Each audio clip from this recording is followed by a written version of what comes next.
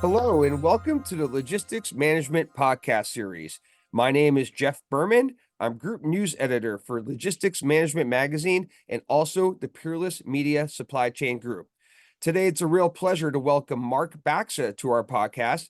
Mark serves as President and CEO of the Lombard, Illinois-based Council of Supply Chain Management Professionals, more commonly known in the industry simply as CSCMP.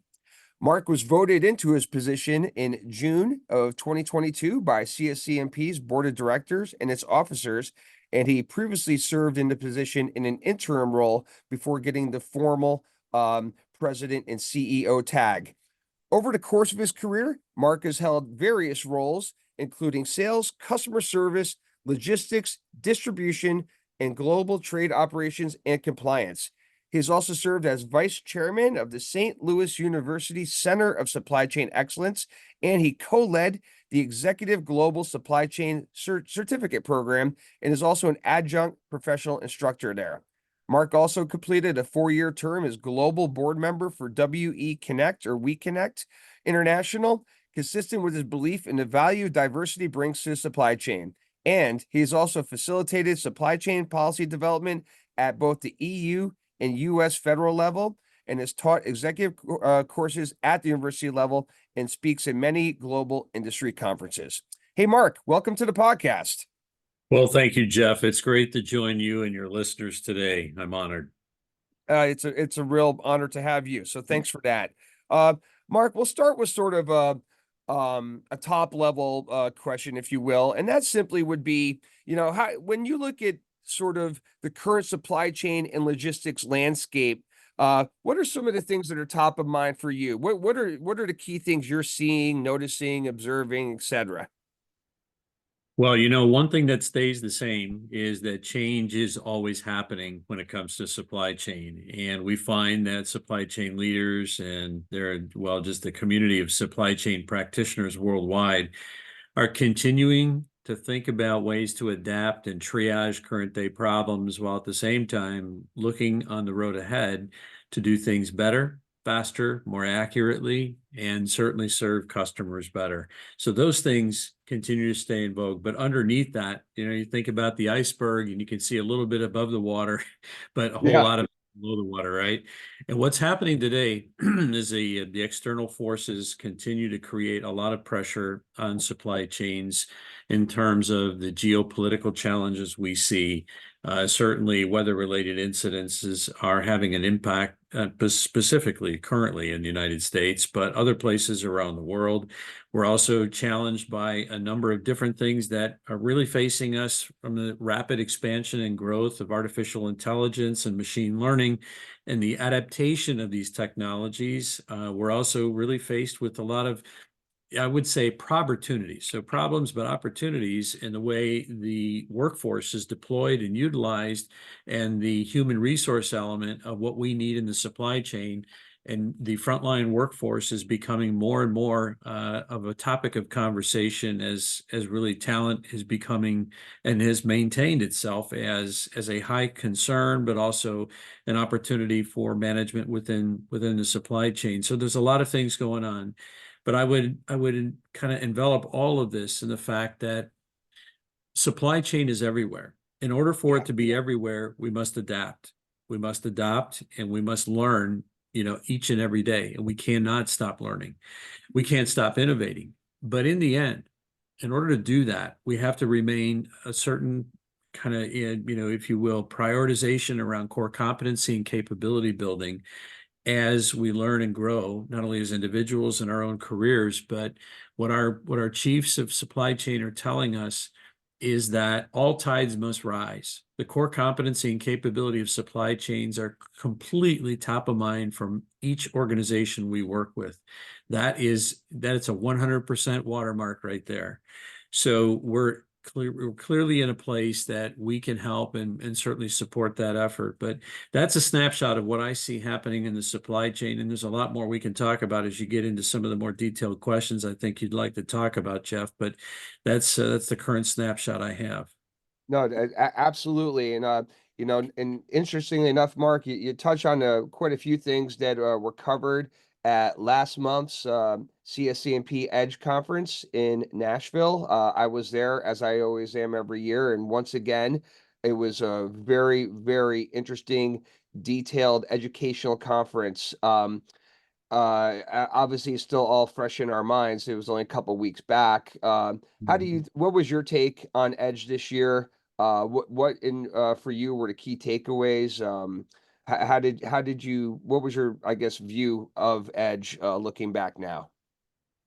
Well, if I could put a honest quote forward from so many that in the conclusion of the conference have said, and this ranges from those who are early in their career and even college students, all the way through the chiefs of supply chain that interact with CSCMP and create value by our working relationship together for them.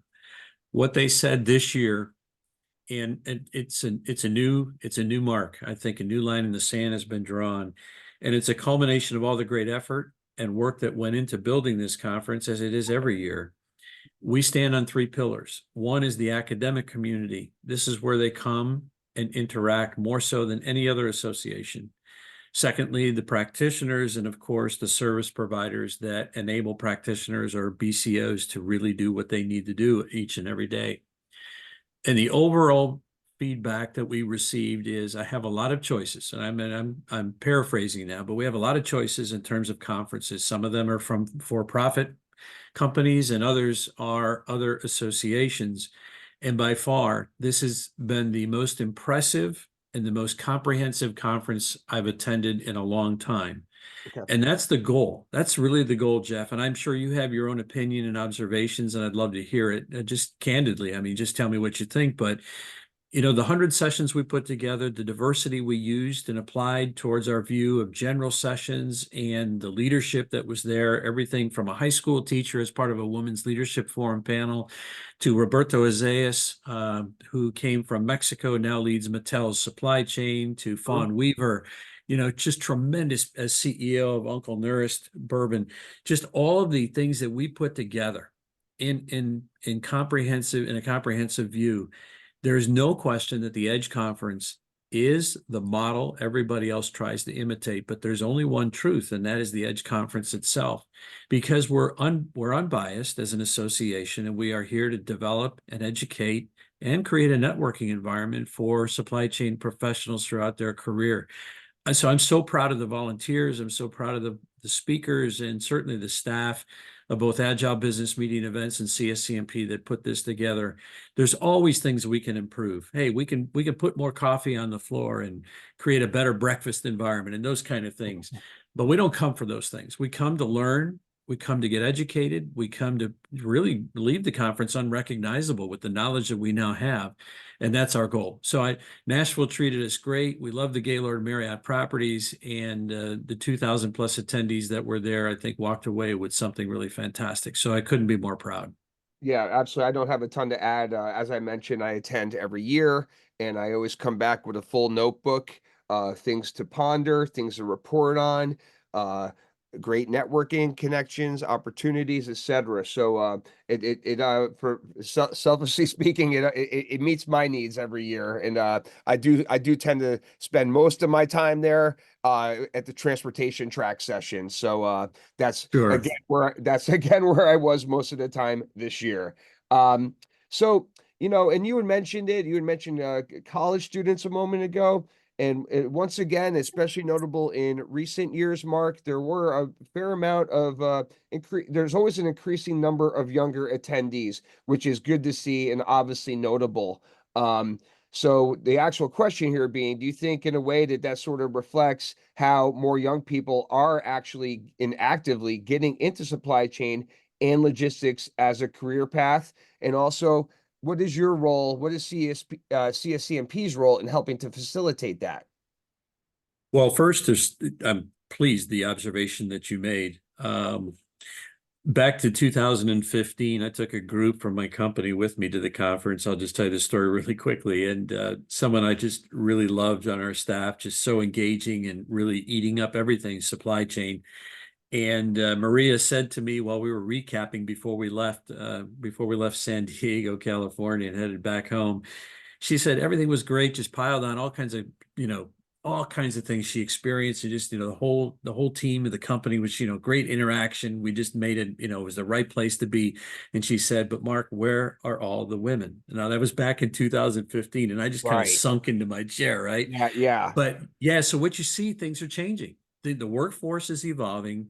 And look, this is very real. For the leaders in supply chain who are listening to this podcast, if you sent your people to this conference, you made a brilliant decision. But if you didn't, you missed something, Sure. right? You missed the development opportunity and the opportunity to say, hey, my boss really cares about me. I'm going to stay with this company. You send your A players to this conference. So yeah, you see what's happening, you see what leaders are doing, but you also see the workforce that's evolving. The boomers are moving out, right? Gen X's and millennials, Gen Z's. You see the population shift happening, and we Hmm. want a cross section of people attending the conference, and I think we had a really great view of that this year. What CSCMP is doing to enhance that, look, 24/7, 365 days out of the year, the CSCMP Talent Center, a 501(c)(3), exists for the purpose of building the workforce of tomorrow.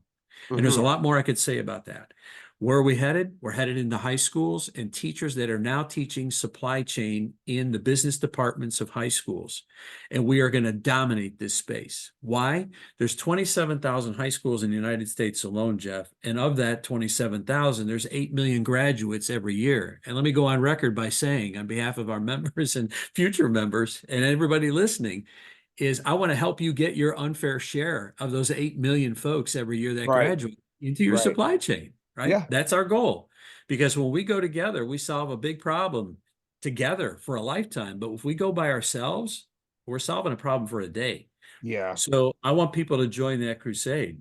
You can find a place to donate at the CSCMP website. Just look for the CSCMP Talent Center. But my point is that we are strategically investing in the future of supply chain talent, and that's bleeding over to what you saw in the conference. College students and early in career who have been connected to CSCMP are now in the workforce and are continuing to participate, and their leaders are funding them to go to this conference, among other things. Yeah, no, I absolutely.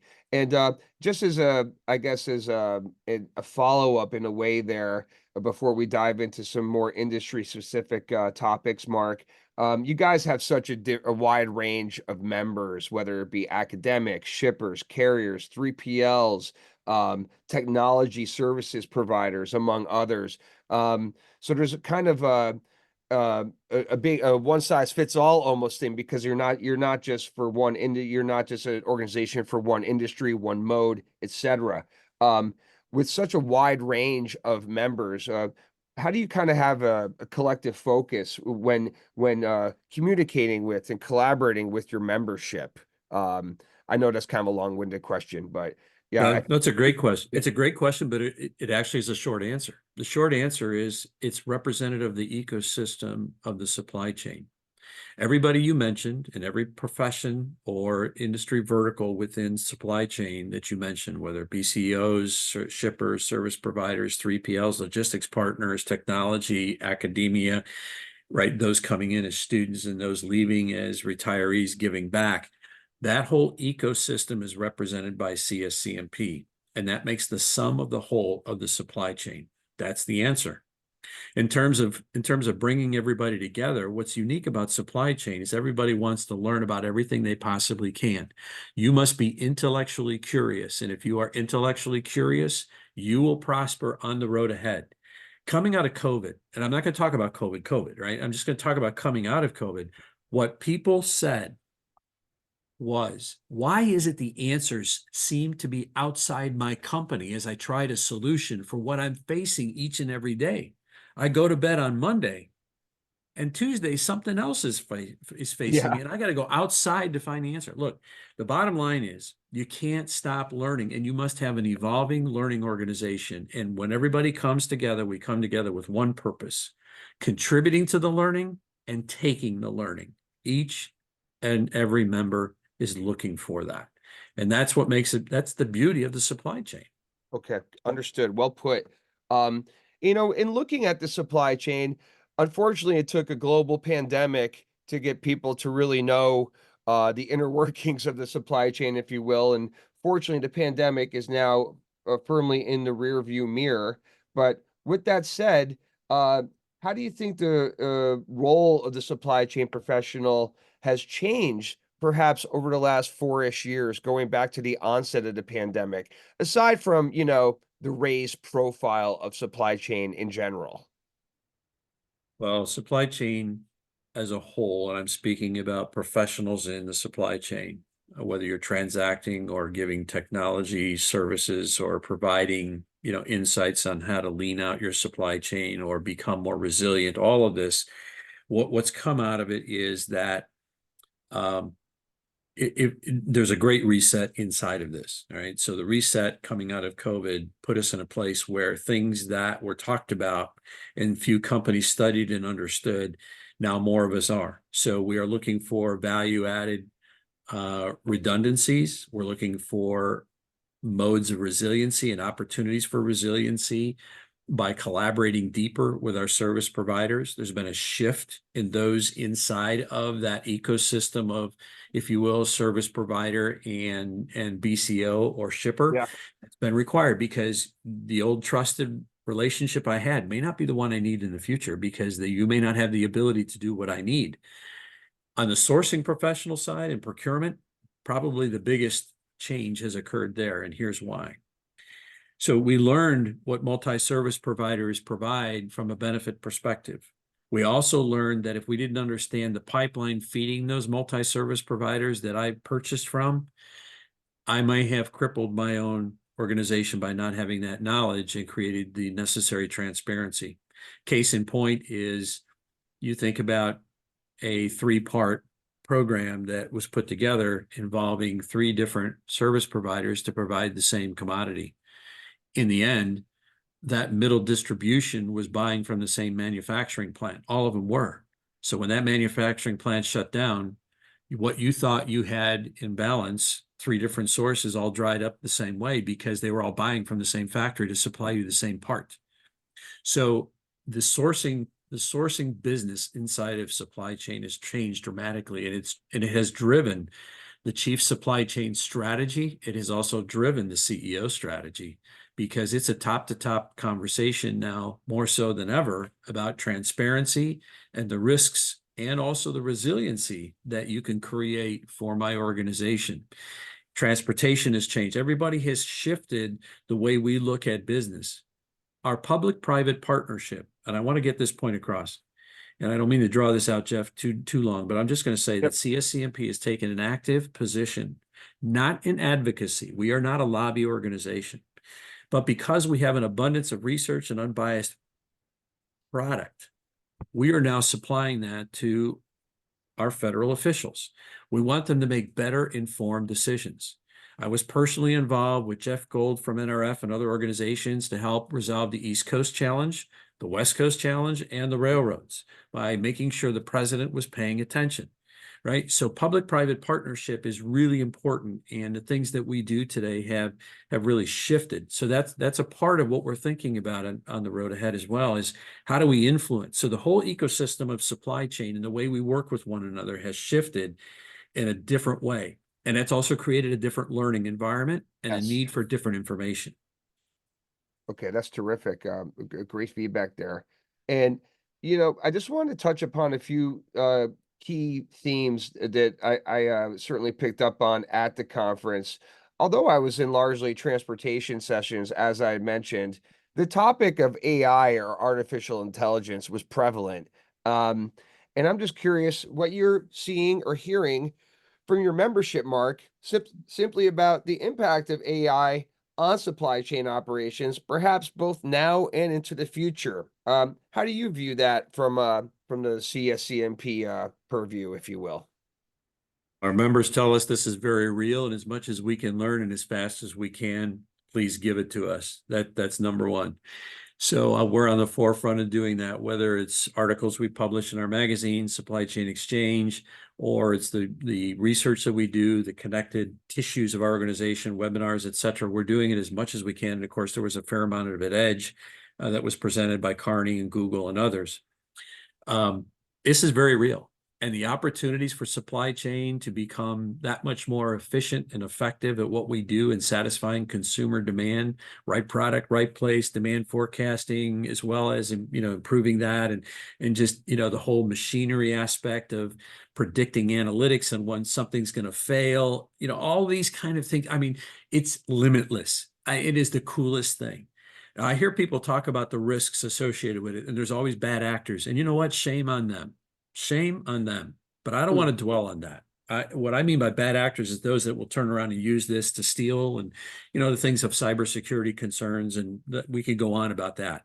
But the evolving technology inside of supply chain now, we've taken a quantum leap. I mean, there's a complete reset that just raises the bar here with artificial intelligence and machine learning.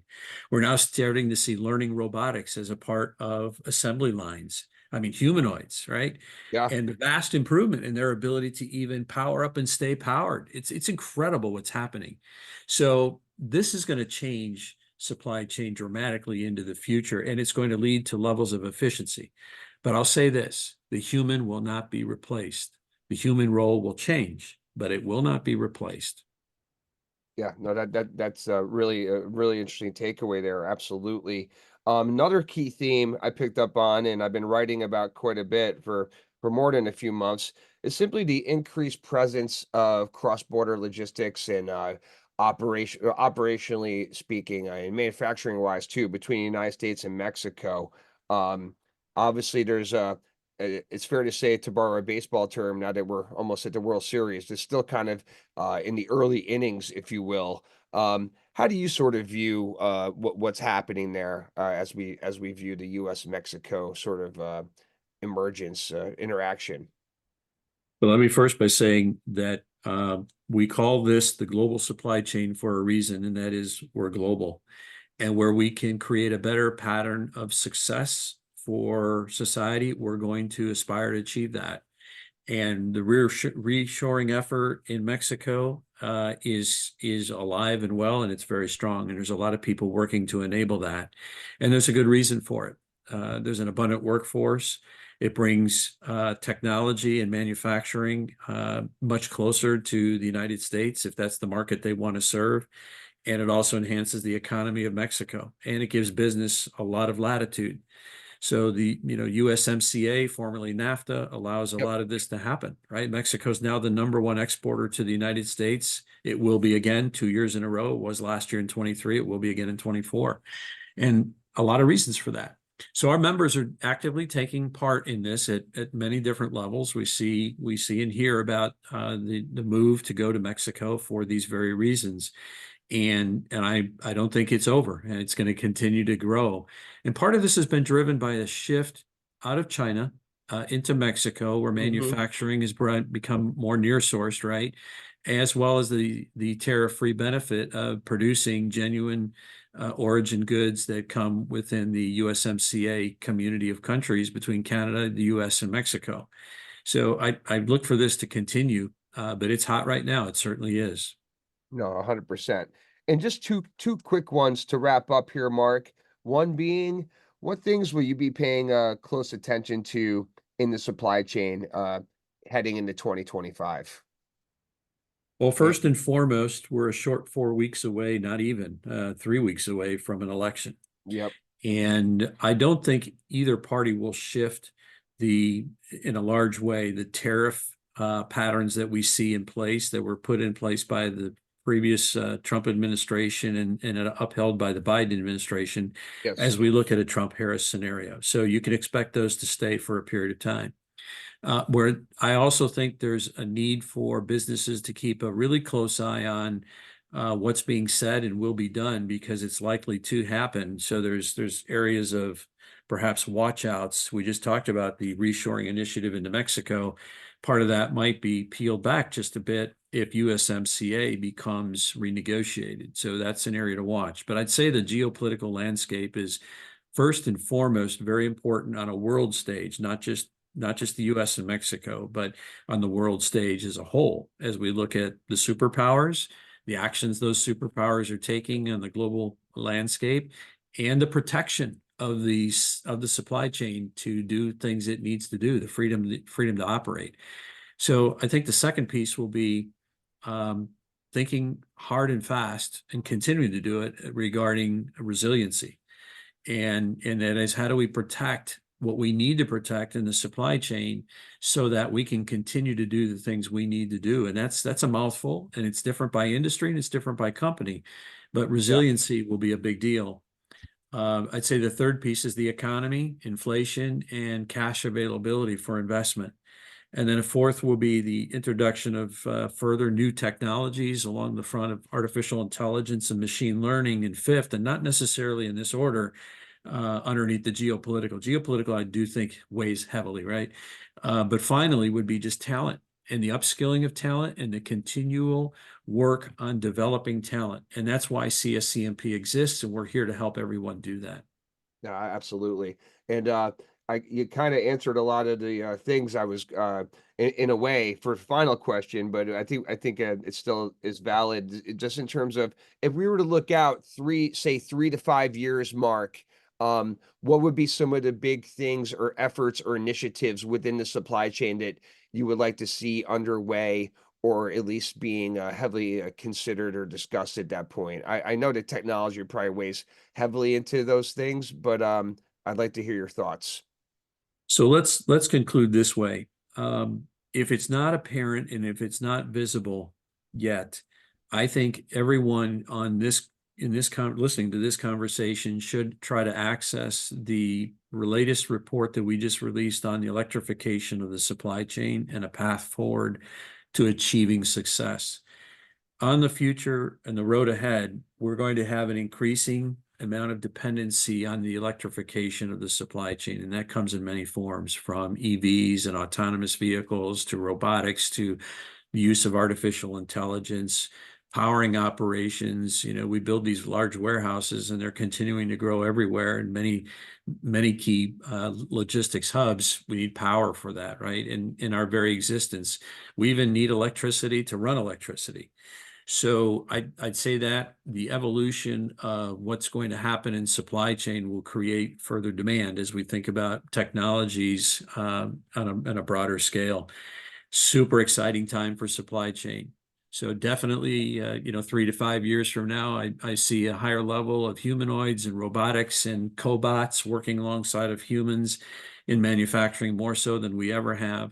I also see a lot more evolving in terms of the vehicles that are carrying goods to consumers and between manufacturers and distribution centers, including the electrification of those vehicles, but also we're going to figure out how to use things in an autonomous way. It may not be a whole shift, but we're going to see more of it, and there's a place for it. So we're figuring out safety. We're figuring out a lot of things in this area, and that technology is going to continue to evolve. And then finally, just the things that we make in a more sustainable way. We do care about the environment. And rather than just environmental activism, I would rather see us all be, environmental proponents and doing the right things right for society. And that's going to continue to accelerate because two things. One is people are watching and the consumer has that expectation and it's not going to go away. So that's my crystal ball. And that's the Yeah, number one reason for continuous learning, Jeff, is you can't sit still. We're moving at a high rate of speed. And 100%. leaders and practitioners have to continue to learn as we grow. No, I couldn't agree with you more. Well, listen, Mark, that brings us to the end of our allotted time for today's podcast. So, on behalf of Logistics Management Magazine and also the Peerless Media Supply Chain Group, I'd like to offer up a big thanks to you for spending some time with us today. Um, and for those of you that are on Twitter, feel free to give CSCMP a follow, simply at CSCMP. And also, please feel free to give us at Logistics Management a follow, simply at Logistics MGMT. And if you're not subscribed to our podcast, please go ahead and do so wherever you get your podcast. Just go ahead and search for Supply Chain 24/7, and it should pop right up. So thanks again, everybody, and we'll talk to you next time. Have a great day.